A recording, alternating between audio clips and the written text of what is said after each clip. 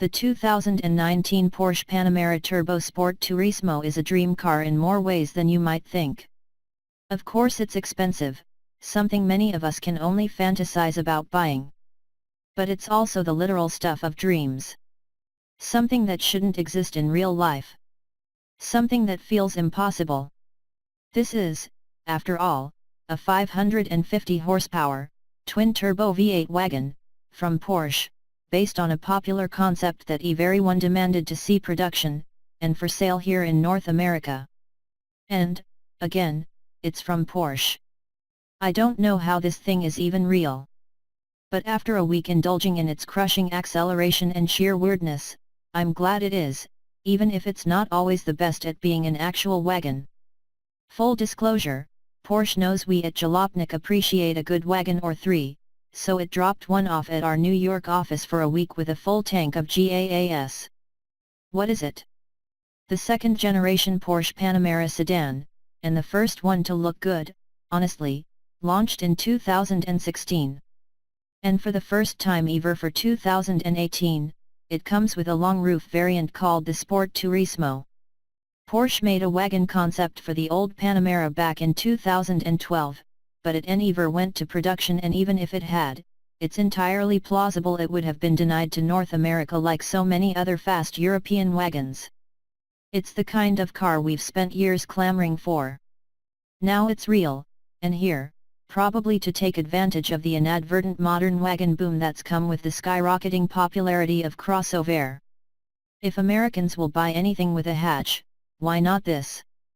I've been thinking about this, and I believe the Panamera Sport Turismo may be the low-key coolest Porsche you can buy right now.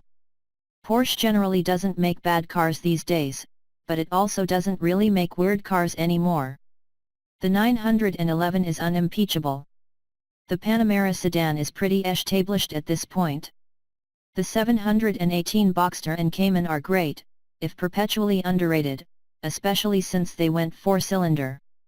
The Macan and Cayenne look good and perform well and fulfill their money-printing purpose. But the Sport Turismo is the oddball. In a family of overachiever, it's the kid that's the most interesting to hang out with, the one that can tell you all about good indie hip-hop and manga and Netflix documentaries about murder cults that you should be watching. But like the rest of the fam, it's a hell of an athlete and crazy smart to boot. Specs that matter. Let's start with what you get if you go Sport Turismo. Believe it or not, the body's just as long and as wide as the Panamera sedan, but with a somewhat taller and more pronounced roofline to accommodate a larger hatchback area. All the sheet metal beyond the B-pillar is new, and it has 5 seats as opposed to the Panamera sedan's 4. So yeah, it's not that different from the sedan, which is both good and bad. And it rides on the same platform as many of the larger Volkswagen Group cars, from the Audi A8 to the Bentley Continental GT. The car looks really sharp, in my estimation. The last Panamera was rightly dinged for its bulbous proportions, but the new car bears a much sleeker, cleaner design, one that wears the Porsche family front end rather well. I like the sedan, but I also think its shape feels more natural as a wagon, so of the two this is the better looking one. My tester was a turbo, which is silly because all Porsches have turbos these days, but hey, marketing. It gets you a 4.0-liter hot V twin-turbo V8 beast of an engine pumping out 550 HP and 567 lb-ft of torque, the latter at just 1,960 rpm. It's one of this car's best features, something that legitimately feels like a supercar motor stuffed into a luxury wagon body. Porsche's superb 8-speed PDK is your sole gearbox option. The manual Panamera died with the first-generation car. We'll discuss this in depth later, but like all Porsches, it's not cheap. The base Panamera 4 Sport Turismo with a single turbo V6 starts at $96,200 and goes all the way up to $194,000 for the most loaded Turbo SE Hybrid Executive. See, the car I had isn't even the most powerful Panamera you can buy. That would be the Turbo SE Hybrid, due out this spring, which adds 918 style hybrid tech to the V8 to make a somewhat ungodly 680 HP.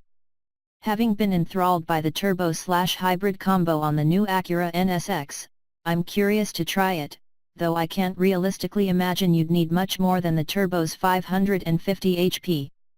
Aggressive driving. Being that this is a Porsche and all, let's get right down to how it is to drive hard. And the answer is very well.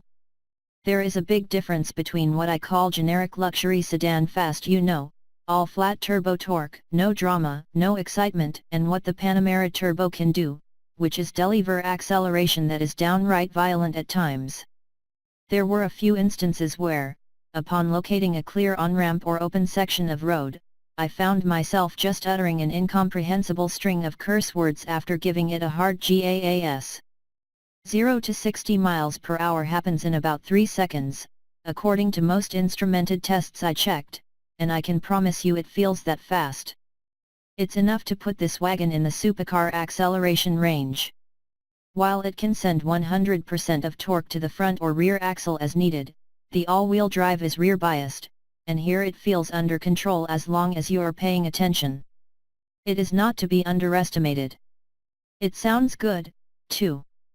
Under hard acceleration you get a thrumming V8 baritone in the cabin and a crackling, popping exhaust note, which is louder in the car's sport modes.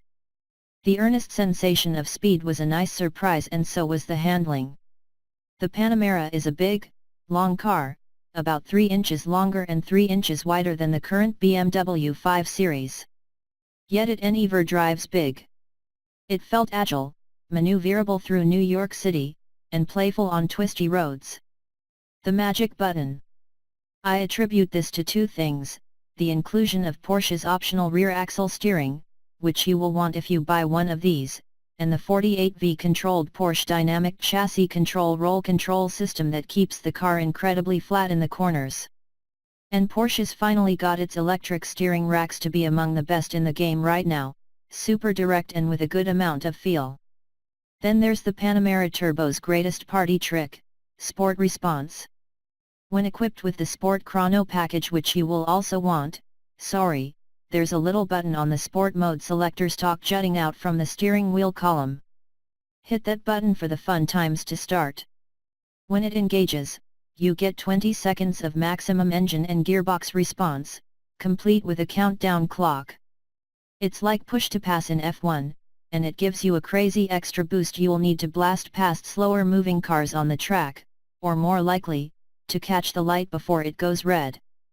It's almost like your special attack in an old side-scroller beat-em-up game. It's hilarious and wonderful. Very passenger I showed this feature to would nearly pass out in a fit of giggles. Sport Response is like making 11 the highest setting on the amp. Does it have to be that way? Of course not, but it's so damned fun to use. You'll wonder why very car doesn't have this. Casual driving. Of course, there's more to the Panamera than just borderline irresponsible displays of speed and noise. It's also comfortable and livable, and makes for an excellent daily. The seats aren't too aggressive, the rear headroom is good, and the hatch area, while not voluminous, as we'll discuss in a bit, is pretty great for carrying stuff. When adjusted properly, the driving modes enable a smooth and pliant daily drive. You could easily drive the Panamera Turbo like a reasonable, normal human, and never even taste its incredible performance. The PD case shifts are rapid-fire quick in manual mode, but the gearbox is plenty smooth and fast in automatic mode. As you'd expect from a modern luxury car, there's a ton of settings and menus and buttons and a touch screen to navigate. It's all pretty straightforward. I found it a lot easier to figure out than your average BMW or Mercedes these days. The interior is definitely cleaner and more performance-focused than those cars too. I like the piano black center console, and better yet, I like that there are actual buttons and switches here. One frustration I had is that there are no dedicated song back or forward buttons on the steering wheel, but there is a diamond-shaped button you can program to do whatever you like, so I set that to skip tracks since it's a feature I use a lot. Despite its size, the Panamera's not too bad to park either, especially thanks to the surround camera system, one of the better ones we have tested as of late. I never had an issue hunting for spaces in it, in Manhattan or in Brooklyn. What's great? Power. Performance. Noises. scaring the hell out of people. Feeling like a true Porsche, and not just some rebadged Audi, which is a legitimate risk with all of this Volkswagen Group platform and parts sharing. More than anything else, I felt this car takes the things that modern enthusiasts gripe about a lot: turbos, electric steering, AWD, complexity, drive modes, menus, etc., and it just makes it all work exceedingly well in the service of performance. It just works, and in a way that gives the car character to back up its numbers. What's weak? Maybe this seems like a minor gripe, but I hated the air vents. They're flimsy and cheap-feeling strips of plastic that aren't that great at actually circulating air.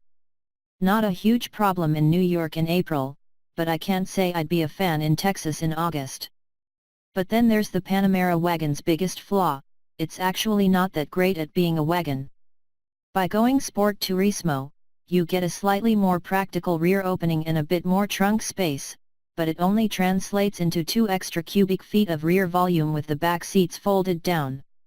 That comes in at 49 cubic feet, according to Porsche, which is eviscerated by the 64 cubic feet on the Mercedes E400 wagon we tested in February, arguably the long-roof Panamera's closest competitor in price and performance, when we start comparing its turbo variants to the AMG one.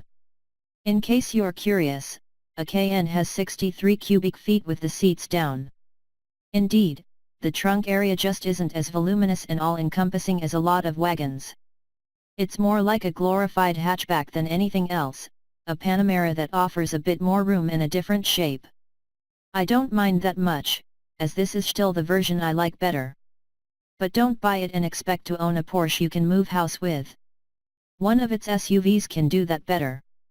Value and verdict. I went back and forth a lot about this Panamera Turbo Sport Turismo's $175,170 price tag. Yes, you get a lot. But is it worth that much, I wondered? Is it really better than the last $75,000 luxury car I was in? Was it really that much better than the BMW M550Xi I got into immediately after, which is also expensive, but comes in right below $90,000? And I can see the Turbo S Hybrid easily topping $200,000 with options. Easily. That's a lot to swallow. I can't imagine a world where I'd spend $175,000 on a single car, even if I had that much to spend. I don't, in case you're curious. But I would daily drive this car. I was sad to give it back, which doesn't happen to me much anymore. I'd drive it over any SUV, and probably most sedans at this price range. I dig it. At the same, this combination of performance and practicality is hard to find at any price. It ranks among the best in those departments, something that can match supercars with a lot more practicality. And a Panamera 4 Sport Turismo with the V6 for $96,000 should be a compelling proposition for buyers in this range who want something a little different from the slew of Beamers, Benz S, and Audis out there. The Panamera feels kind of underrated. That could stand to change. I'm just glad this thing exists. It's ridiculous in almost every single way, and it's incredibly competent. As cars get ever more boring, we need more that are fun and absurd and a little hard to figure out. And I can say that if I did own one of these, I don't think I'd regret pulling the trigger.